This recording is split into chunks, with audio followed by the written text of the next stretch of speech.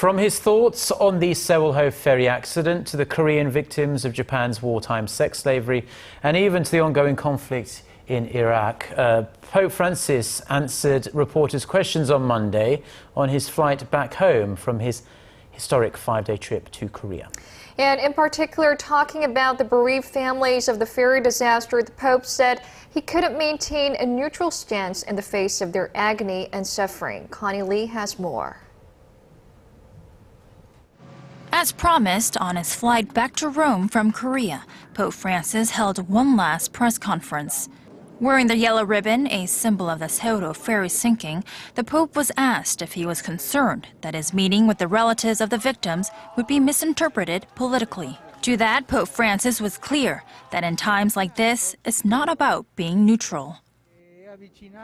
After half a day of wearing it, someone came close to me and said, "It is better to remove it.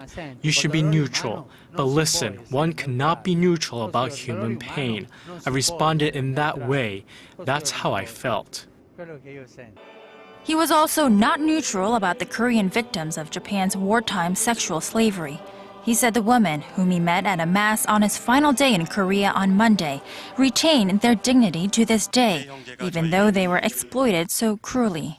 On the two Koreas, the Pope is praying and says he hopes the two countries will be reunited, stating that a divided country causes suffering. There are many relatives that cannot come together. That's suffering, but it's suffering of a country divided.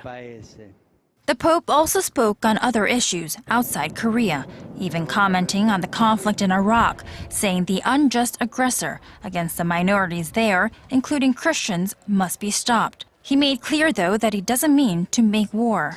And with China, the Pope stated he's willing to go there even tomorrow, but only on one condition. We respect the Chinese people. The Vatican Church only asks for liberty for its task, for its work there.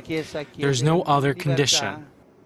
While a trip to China is to be determined, the Pope's next trip to Albania is set for next month.